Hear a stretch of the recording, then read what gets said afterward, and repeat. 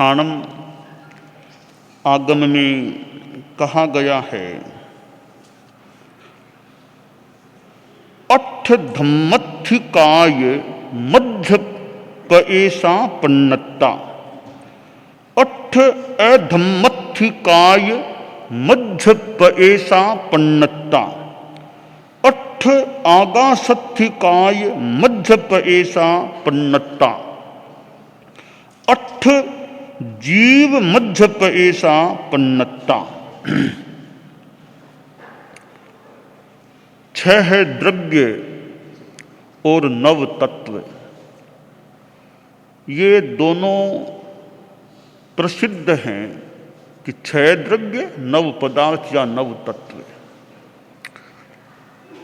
छह द्रव्यों में धर्मास्तिकाय, अधर्मास्तिकाय, आकाशास्तिकाय, काल, पुद्गलास्तिकाय, जीवास्तिकाय, ये छह द्रव्य हैं। नव तत्वों में जानू जीव अजीव में पुण्य पाप की बात, आश्रव संबर निर्जरा बंध मोक्ष विख्यात। जीव अजीव पुण्य पाप आश्रव संबर निर्जरा बंध मोक्ष, ये नव तत्व होते हैं। नव तत्वों का छह द्रव्यों में भी समावेश हो सकता है और छह द्रव्यों का नव तत्वों में भी समावेश हो सकता है। तो प्रश्न है, ये दो वर्गीकरण जो उपलब्ध होते हैं, उनसे उनके प्रयोजन को किस रूप में जाना जाए। यानी छह द्रव्य हैं ही, फिर नव तत्व की बात क्यों बताई गई? नव तत्व हैं तो फिर छह द्रव्यों की बात क्यों बताई गई? एक से ही काम चल जाता तो दो याद नहीं करने पड़ते, छह और नौ एक से ही काम। यहां एक दृष्टि हो सकती है कि जो ग्रंथों में बातें आती हैं उनके पीछे अलग अलग उद्देश्य भी हो सकता है। छह द्रव्यों को वर्गीकृत करने के पीछे, बताने के पीछे यह दृष्टि हो सकती है, जब यह प्रश्न हो, यह दुनिया क्या है, यह दुनिया क्या है, दुनिया क्या है, अस्तित्व किनका है, क्या है, इस बात को जानने के लिए हमें छह द्रव्यों को जानना होगा कि दुनिया क्या है। एक है अस्तित्ववाद और दूसरा है उपयोगितावाद।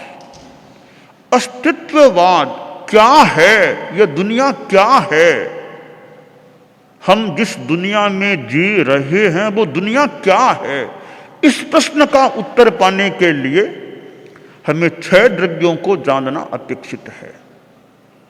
यह अस्तित्ववाद क्या है, अस्ति है, क्या है दुनिया क्या, इस बात का उत्तर छह द्रव्यों में आ जाता है। अब दूसरा प्रश्न होता है कि भाई ठीक है, दुनिया क्या है भले जान लें, पर हमें तो आत्मा का कल्याण करना है, हमें तो मोक्ष पाना, हम उस आत्म कल्याण की दृष्टि से जानना चाहते हैं, हमें बताइए क्या क्या बाधक क्या साधक, आत्मा का कल्याण कैसे। कि जब यह उपयोगितावाद हमारी आत्मा की दृष्टि से किन चीजों की उपयोगिता हो सकती है, तो हमें नव तत्वों को समझना होगा। छह द्रव्यों में कोई आश्रव की बात नहीं है, संबर की बात नहीं है, निर्जरा की बात नहीं है, अलग से कोई पुण्य पाप की बात नहीं है, तो वहां तो एक अस्तित्व की बात बता दी। अब हमें तो आत्मा की दृष्टि से कुछ जानना है, तो हम आश्रव को समझें, कर्मों का कैसे आगमन, संबर को समझें, कैसे उन्हें रोका जा सके कर्मों को, निर्जरा को समझें, पहले से इकट्ठा हुए कर्मों को कैसे निकाल सकें, झाड़ सकें, तोड़ सकें, बंध क्या है कि कर्म का बंध क्या, उसको समझें, कि पुण्य पाप क्या उसको समझें, और फिर सब कुछ कर्मों से आत्मा को खाली कर, सारे कर्मों को नष्ट कर मोक्ष वो क्या है, इन चीजों को हमें आत्मकल्याण के संदर्भ में समझना अपेक्षित होता है। इसलिए शास्त्र में तो कहा गया है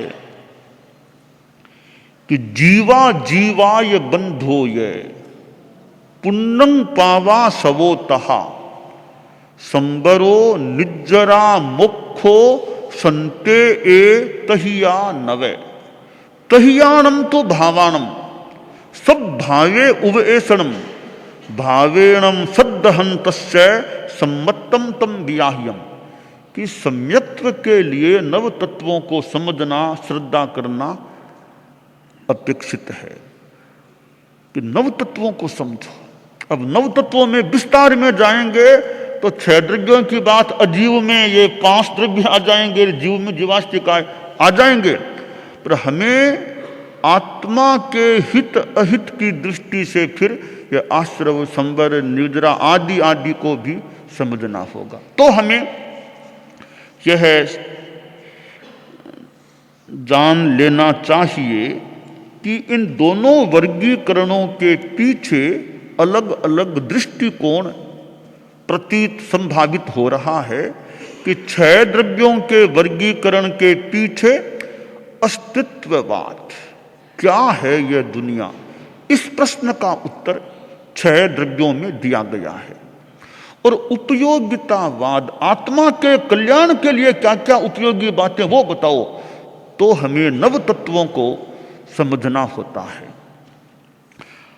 ठाणंग में आज जो मैंने पाठ पढ़े हैं वे 6 द्रव्यों से संदर्भित कुछ पाठ हैं। बताया गया है 6 द्रव्यों में पहला है धर्मास्तिकाय। धर्मास्तिकाय के 8 मध्य प्रदेश होते हैं। देखिए, धर्मास्तिकाय, अधर्मास्तिकाय, लोकाकाश और एक जीव। धर्मास्तिकाय, अधर्मास्तिकाय, लोकाकाश और एक जीव, इन चारों के प्रदेश तुल्य होते हैं, एक समान होते हैं। धर्मास्तिकाय के भी असंख्य प्रदेश, उतने के उतने, एक भी कम ज्यादा नहीं। अधर्मास्तिकाय के उतने के उतने, एक भी कम ज्यादा नहीं। लोकाकाश के और उतने के उतने, एक जीव के भी प्रदेश असंख्य, सबके असंख्य प्रदेश एक समान होते हैं। अब एक बात आती है कि धर्मास्तिकाय कहा, धर्मास्तिकाय पूरे लोकाकाश में फैली हुई है। जहां लोकाकाश के प्रदेश हैं वहीं पर धर्मास्तिकाय के भी, प्रत्येक लोकाकाश के प्रदेश में, हर एक प्रदेश में एक एक धर्मास्तिकाय का भी प्रदेश है, एक एक अधर्मास्तिकाय का भी प्रदेश है। तो प्रश्न हो सकता है कि चारों के तुल्य बताए हैं तो ठीक है, धर्मास्तिकाय, अधर्मास्तिकाय, लोकाकाश तीनों एक दूसरे से, हर प्रदेश में हर प्रदेश है उनका, तो जीव के ऐसे होते हैं क्या? एक जीव के भी उतने ही असंख्य प्रदेश हैं, तो वो भी क्या ऐसे प्रत्येक लोकाकाश के प्रदेश में होता है क्या? ऐसे तो नहीं होता है।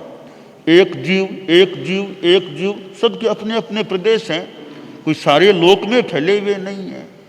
परंतु मान लो हमारे मुनि ऋषि कुमार हैं, कल्पना कर लो, कभी केवल ज्ञानी मान लो बन जाएंगे, आशा करें कभी केवल ज्ञानी बनेंगे और एक साधु के रूप में होंगे, केवली तीर्थंकर नहीं, साधु के रूप में केवली मान लो बनेंगे।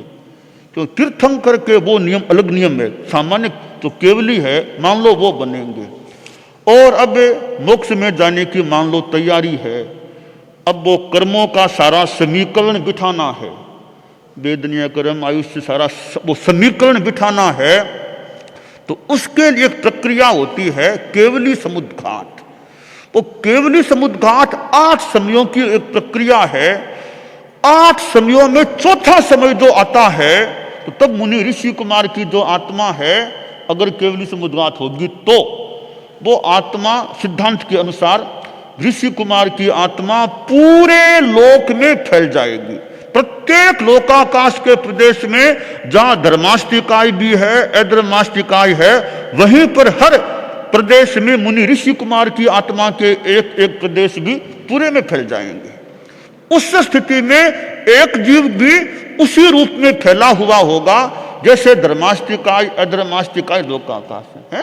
ठीक है, तो यों वो जीव के असंख्य प्रदेश भी पूरे लोकाकाश में फैल सकते हैं। वो एक समय की बात है, तब वो पूरे लोकाकाश में फैलते हैं। तो एक बात हो गई कि धर्माष्टिकाय, अधर्माष्टिकाय, लोकाकाश और एक जीव के एक समान, एक भी कम ज्यादा नहीं, प्रदेश, अवयव, पॉइंट्स होते हैं। और इन चारों के प्रदेश हैं अमूर्त, अरूपी, इनके रूप नहीं, वर्ण, गंध, रस, स्पर्श वाले नहीं, एकदम अमूर्त होते हैं। अब यहां जो बात बताई गई वो एक खास बात यह बताई है कि धर्माष्टिकाय के मध्य प्रदेश 8 होते हैं, अधर्माष्टिकाय के भी 8 मध्य प्रदेश होते हैं। यहां वो आकाशाष्टी है, आकाशाष्टिकाय के भी 8 मध्य प्रदेश हैं और जीव के भी 8 मध्य प्रदेश होते हैं। तो ये जो 8 मध्य प्रदेशों की बात है, तो जैसे हमारा ये लोक है, लोकाकाश है, तो लोकाकाश में भी वो 8 प्रदेश की एक बात आती है तिर्यक लोक में, कि वहां जो यह क्षेत्र दिशा की बात आई है कि मेरु पर्वत, मेरु के मध्य में अष्ट प्रदेशी रुचक होता है और वहां वे 8 प्रदेश होते हैं कि जिन्हें रुचक प्रदेश, रुचक भी बोलते हैं।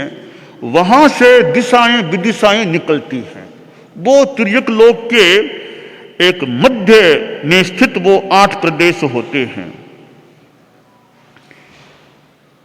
और यह जो 8 प्रदेशों की बात है वे किस प्रकार गोष्ठनाकार के रूप में वे प्रदेश होते हैं और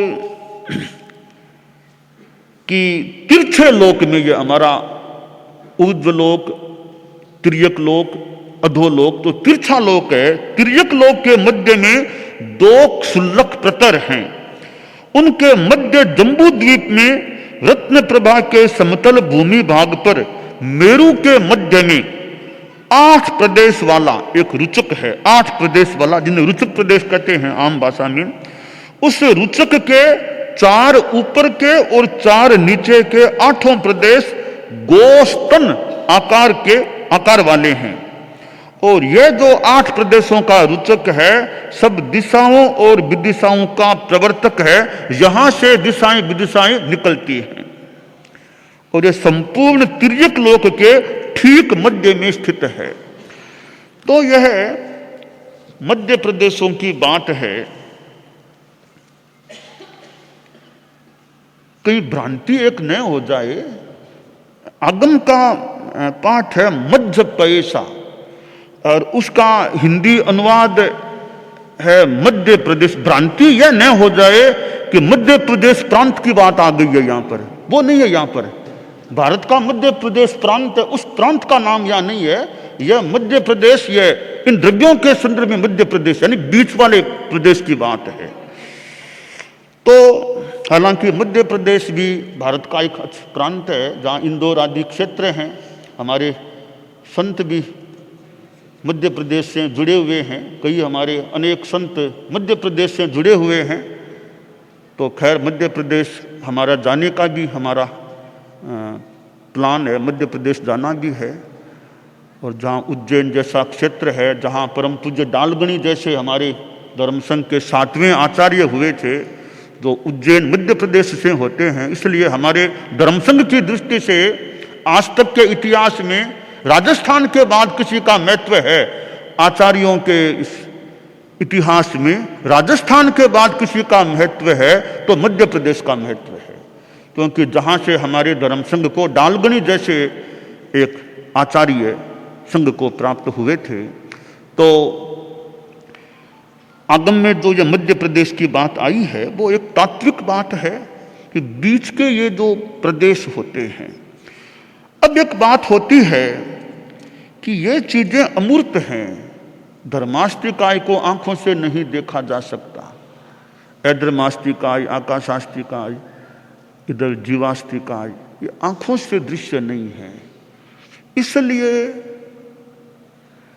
एक तो ये अहेतु गम्य, दो प्रकार की बातें होती हैं, एक हेतु गम्य, दूसरी अहेतु गम्य। कई कई बातों को तो हेतु, कारण, तर्क से समझने का, समझाने का प्रयास किया जा सकता है।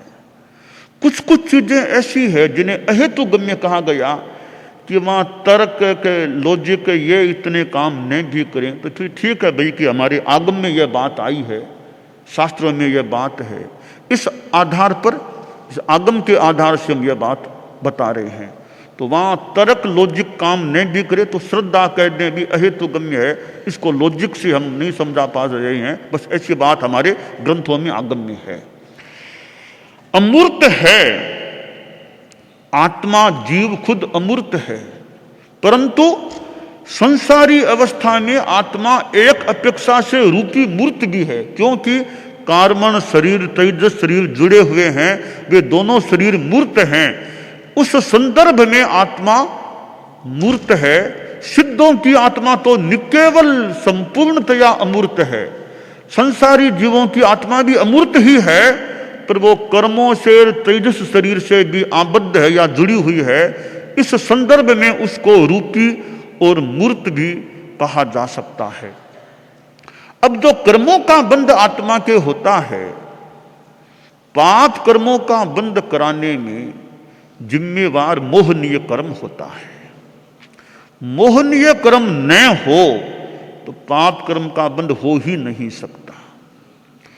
और मोहनीय कर्म के अंतर्गत लोभ है, वो ऐसा तत्व है जो मोहनीय कर्म नष्ट भी होता है तो सबसे लास्ट में जाने वाला लोभ होता है।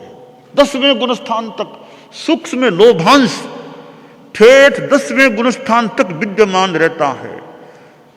बाकी तो पहले चले जाते हैं, क्रोध, मान, माया पहले नष्ट हो जाते हैं, पर लोभ अंत तक 10वें गुणस्थान में जमा रहता है। वो जब क्षीण हो जाए तो 10वें गुणस्थान से अगर सपक श्रेणी ली है तो सीधा 12वें गुणस्थान में जाएगा। सपक श्रेणी ली है तो सीधा 12वें गुणस्थान में जाना होता है, 11वें का स्पर्श नहीं होता।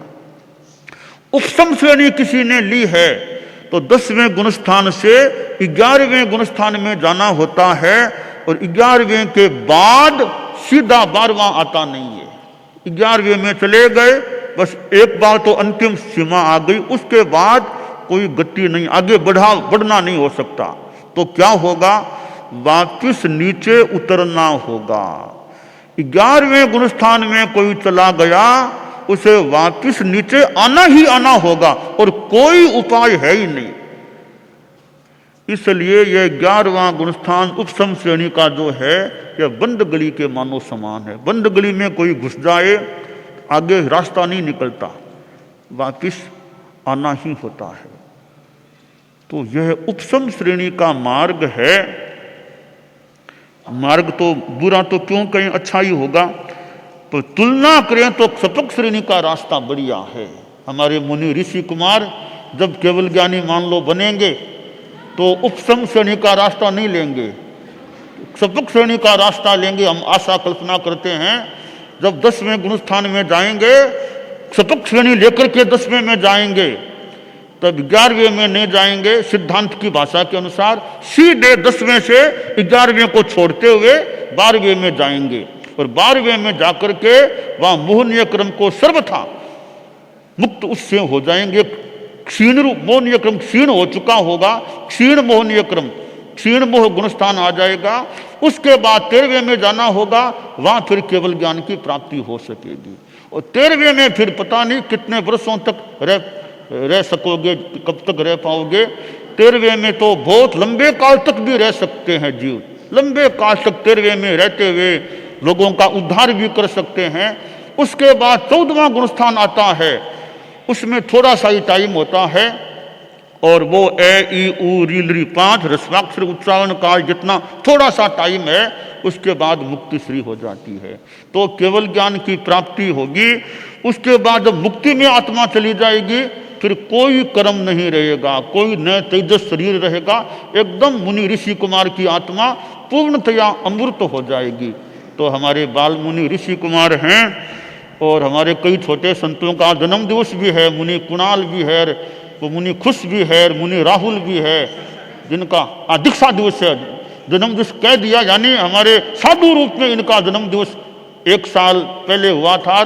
मुनि ऋषि का भी बेंगलोर के दीक्षु धाम है ना, वहाँ दीक्षा हुई थी। हमारे नए संत हैं, और हमारे साधियाँ भी आज कई दीक्षित हैं।